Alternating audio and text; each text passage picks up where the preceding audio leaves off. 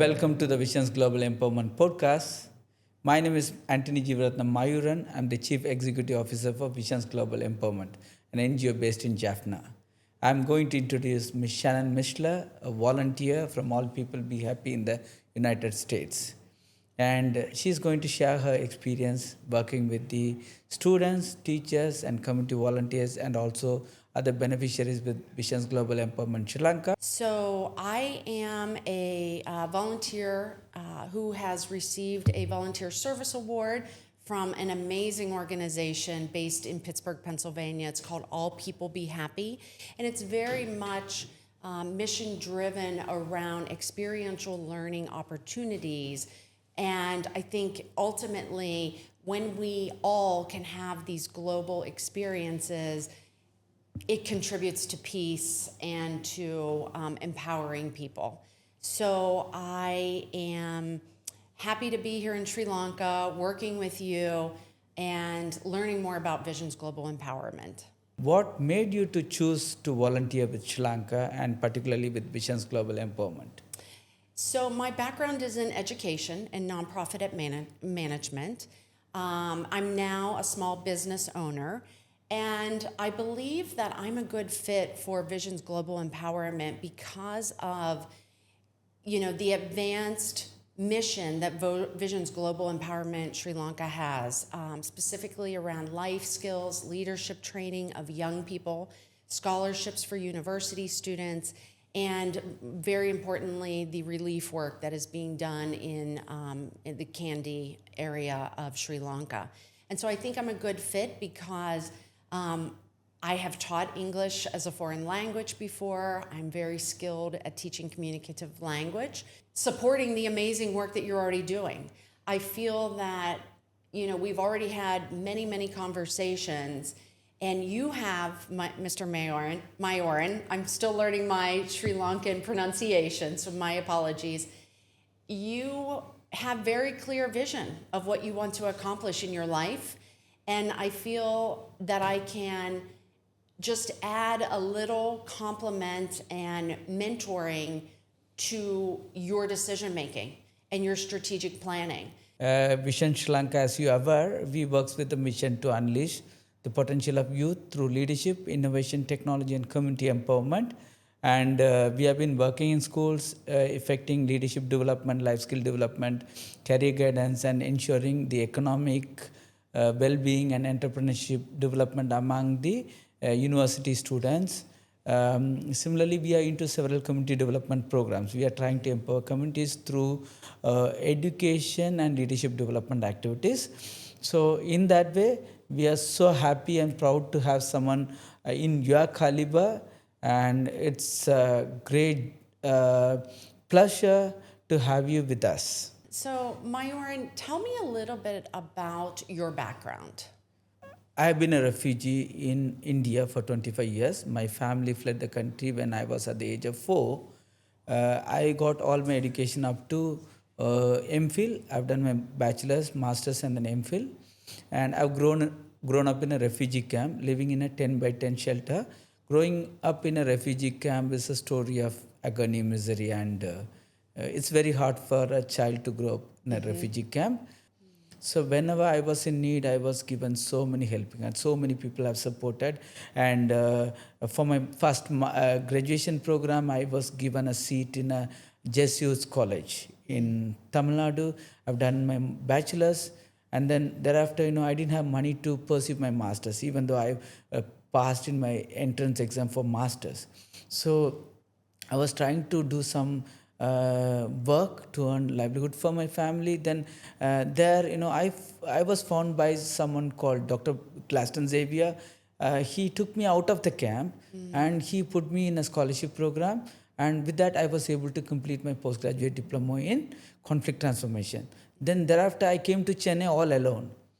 I was fortunate to be selected for a master's program in one of the prestigious colleges in India, that's Loyola College, where some of the actors in India studies, even the Tamil Nadu Chief Minister Vijay has studied. I was a refugee kid who was privileged to be selected for a course in a master's program in Loyola College.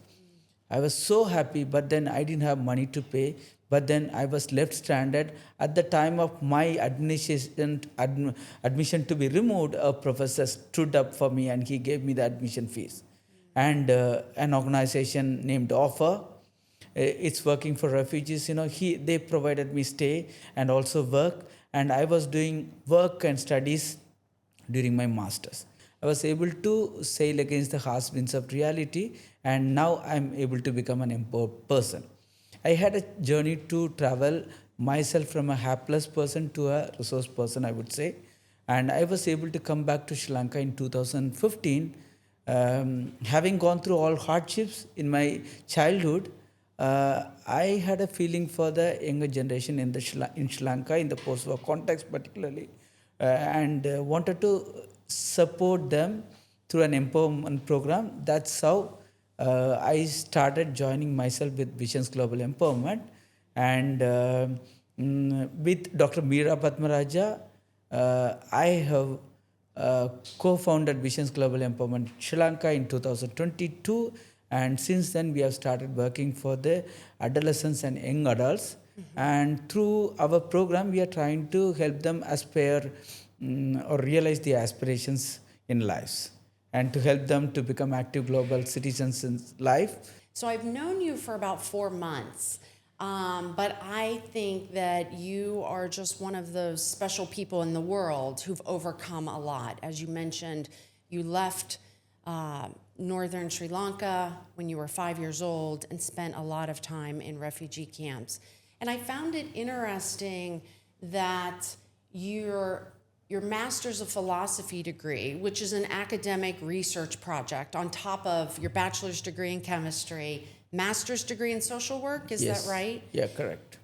Can you talk a little bit, because I think it's really important that your MPhil has informed the work that you're currently doing. It's the sociological analysis of the people that you're working with in Kandy, which we're going to get into in just a minute. But can you talk a little bit about your MPhil research? And then I did my MPhil degree. For the MPhil thesis, I had the apprehension to work for the. I had the thought to work for the tea plantation community in Tamil Nadu.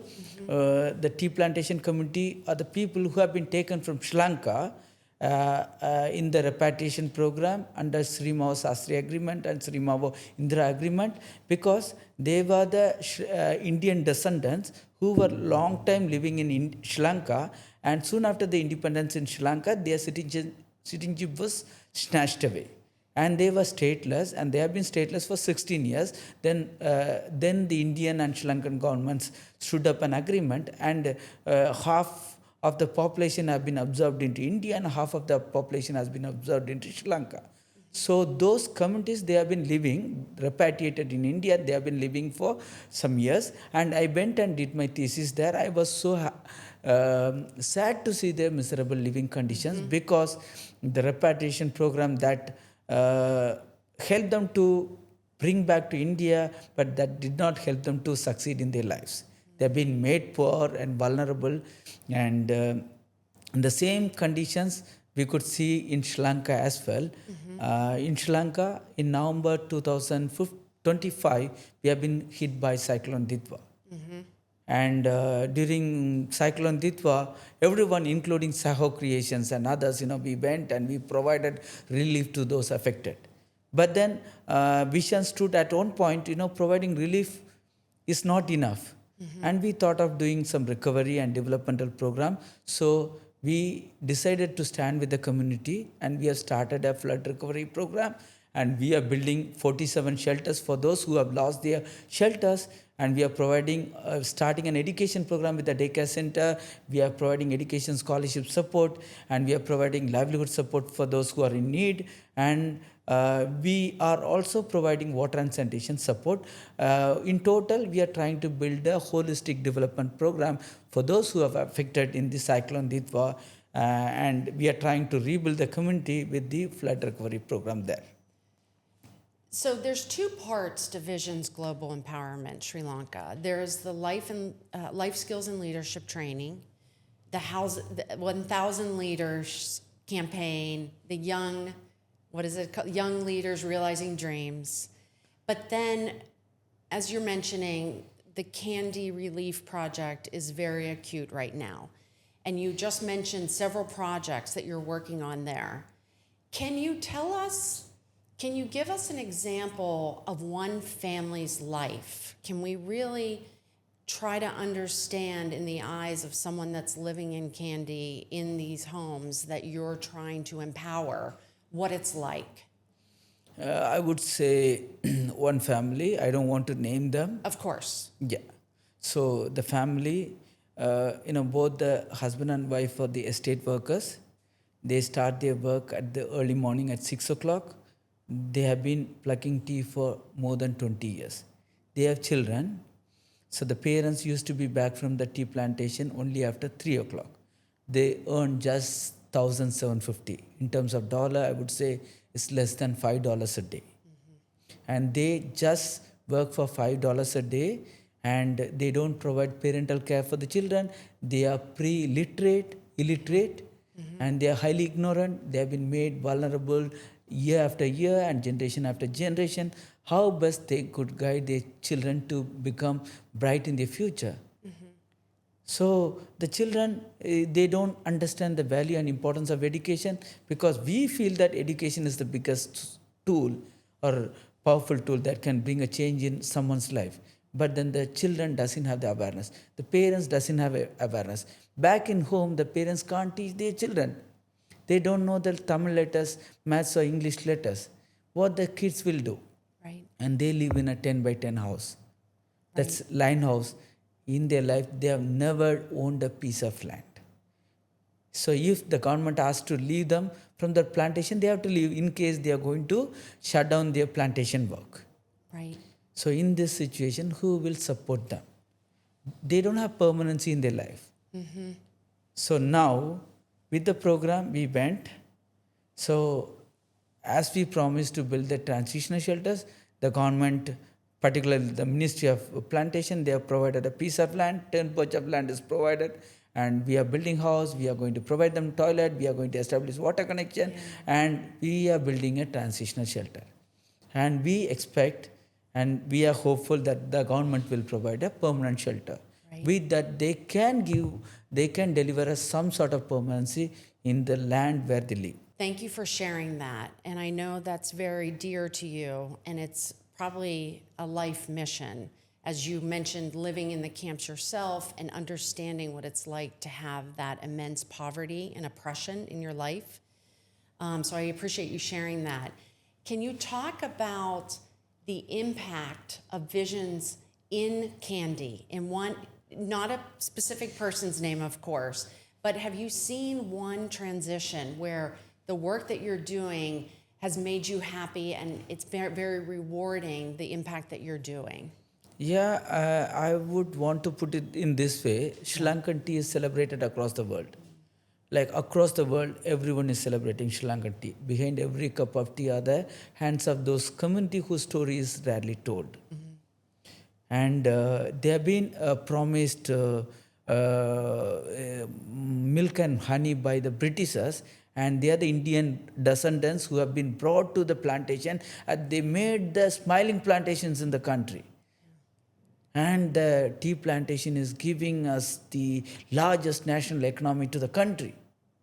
But then, how best are we keeping those people in terms of giving them proper living conditions?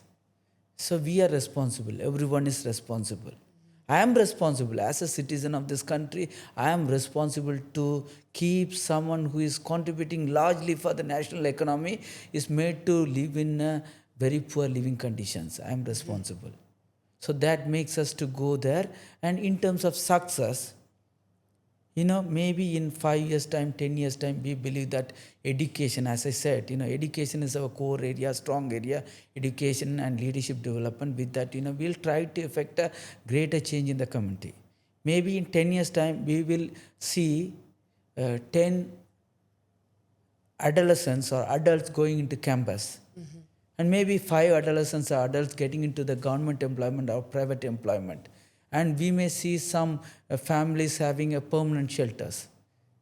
We may see some families, in addition to their income from tea plantation, having a subsistence livelihood so that they could earn at least $10 per day.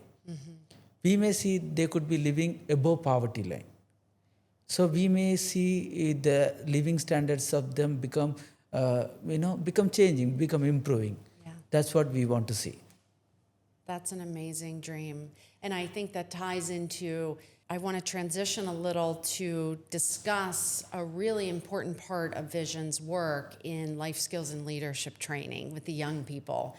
I had 2 fantastic days yesterday observing you and your team, these really engaging, energetic, and life-changing workshops.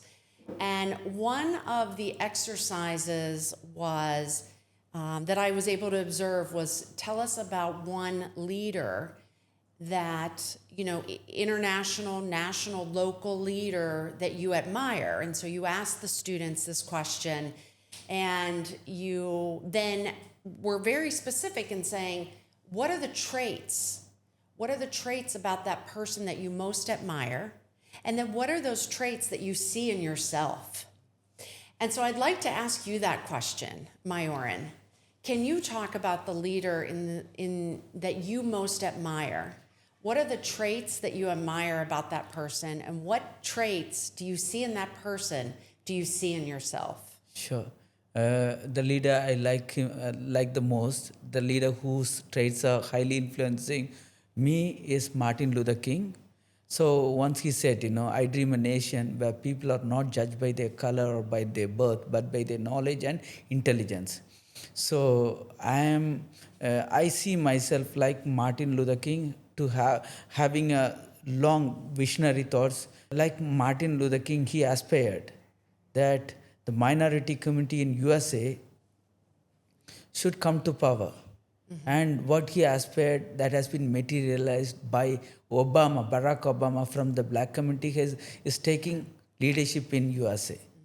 Similarly, I have a largest feeling for the minorities. The minorities should be organized, they should be empowered. If they are empowered and educated and build their capacities, they can come big. Yeah. Thank you for sharing that. Similarly, Shannon, I have a question. Yes. And thank you so much for your contributions to Vision's program of activities. And you are doing wonderful in doing the English program. Yes. Thank you so much. Can you talk about your English program that you do in one of our intervention schools? Yes. So as I've mentioned before, my training and my background is teaching English as a foreign language in other countries. I've taught in several other international countries, and then I've taught in the U.S. at universities. But I haven't taught in a while. It's been a while because I've been working at a university and starting a business. But when I was given this award through All People Be Happy, I was able to share with you that I'd love to be in the community and I'd love to connect with some young people and then also work collaboratively with professional teachers, Sri Lankan teachers.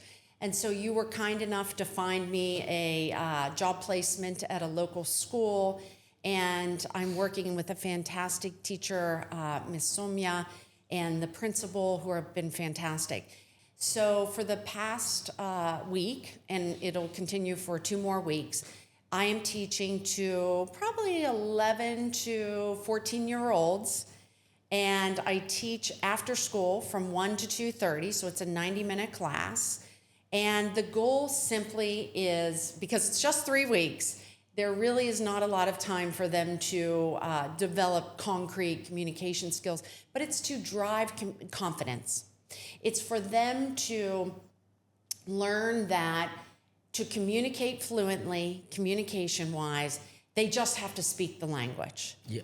They also, should not be looking towards their teachers or to other people for the answers, that they have the answers in their head because they already know the grammar, the reading, the writing. So it's a matter of taking the time, coming up with the language, and then communicating. And, people often ask me, how do you teach English without using the birth language or the what is it, the home language or the mother tongue. And I said, well, there's a lot of acting out, I'm eating, I'm listening, I'm happy, I'm sad. So it's teaching students that there's more to communicating than reading and writing. It's body language, it's eagerness, it's excited, it's demonstrating that I'm open, like I'm open to this communication. When you close yourself off or you look around, you're not open to communicating, regardless if you share the same language or not. So I think the goal of this 3 weeks is simply to give them confidence that they can learn to acquire another language. We have been supporting university students with a scholarship. Yes. That's under Ratnam Foundation scholarship program. Yes. So in addition to that, we are supporting few other candidates. Totally, we are supporting 24 students to pursue their higher education with the university. Right. And we meet them often virtually, twice a month, and we found that the students, they are struggling very much in English. They find it very difficult to cope up with the university education. What's your message to students like them? I think similar to the 11 to 14-year-old students I'm working on now, they really just have to go out and seek those experiences and just start communicating and don't be hesitant. I know it's very easy for me to say, don't be shy, don't be hesitant, but you have to have confidence in yourself. And when you start to look around at what other people think, you're giving away your power. So keep your power, communicate, look people in the eyes, seek out those opportunities. There's two parts to this. One is, I hear a lot of very gifted people similar to yourself who've lived in international countries under oppressive situations who have taught themselves English. That is, I can't even imagine, like teaching myself another language or another subject. And I think that, that's why I say you're so special. And so I've met a few other people like that. And I would encourage those scholarship students, be special. You are special. You have it in you to be special. Seek out those experiences two ways. One is start watching English YouTube videos. It doesn't matter what you're watching. If it's a cartoon, if it's a movie, if it's something fun, don't put a lot of pressure on yourself. Just have fun. Because when you start to have fun, then you want to repeat and you want to have more and more fun, and then you'll work your way up. The second thing that I'd love for people watching this podcast to know about is that I think it's very important for these scholarship students to have the support of just conversation lessons. So if anybody is watching this podcast and would like to learn more about connecting with these scholarship students who are very gifted and simply need a connection, a remote connection, that they can reach out to yourself or to me through Vision's Global Empowerment Sri Lanka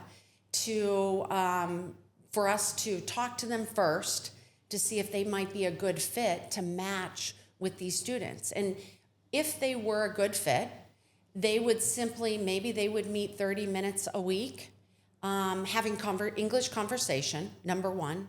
And number two, asking questions of the students. How are your studies? What do you do day to day? What are your dreams? What are your aspirations? What are you challenged with? What are other occupations that you would like to pursue? Maybe we are, in terms of development, in terms of education standards, we are 30 years behind when comparing to countries like USA. Mm-hmm. So a person coming from USA like you, or persons based in USA, they could extend a lot of support to students here. What are the opportunities we have got for that? I think the opportunities are to work with the students, to get to know them. I think a big benefit is learning another culture for Americans, right? Yeah. I think it works both ways, and I'm glad you asked me that question because it isn't just one-sided. So I really am grateful for you asking that. There's so much that you get back. The Tamil culture is very rich. The community engagement and involvement of the Tamil people is very robust. I feel that is a lot of what Americans can learn from. Yes. And there's so much similarity.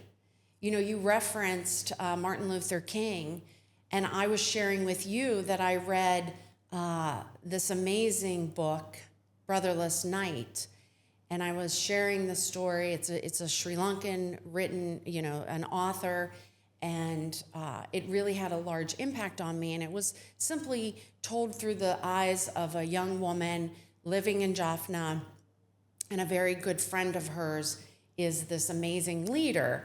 And I thought it was purely fiction. And as I told you the story, you told me it was about, can you share? Yeah, that's about Patriot Taliban. Yeah. So I've taken you to his memorial as well. I showed Yeah. you. Yeah. And Shannon, okay. So when you said this, like Sri Lanka has been a resilient, Sri Lankan Tamil has been a resilient community. Yeah.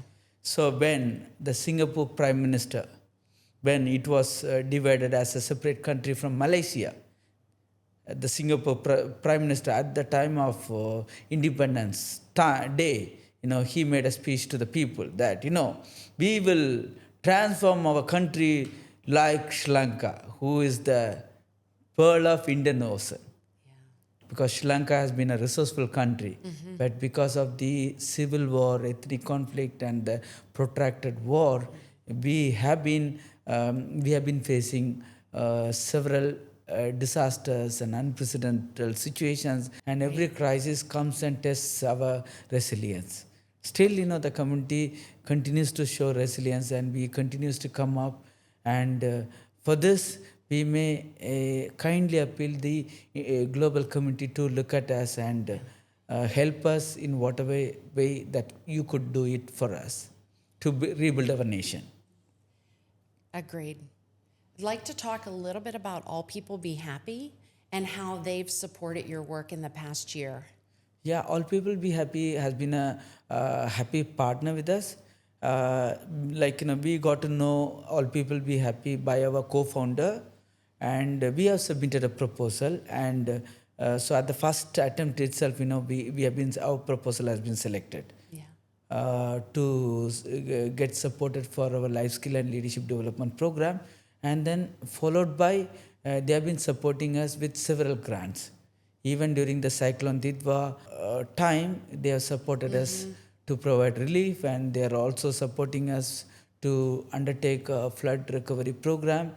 And even now, we have already submitted 2 proposals, and that's in the pipeline for selection.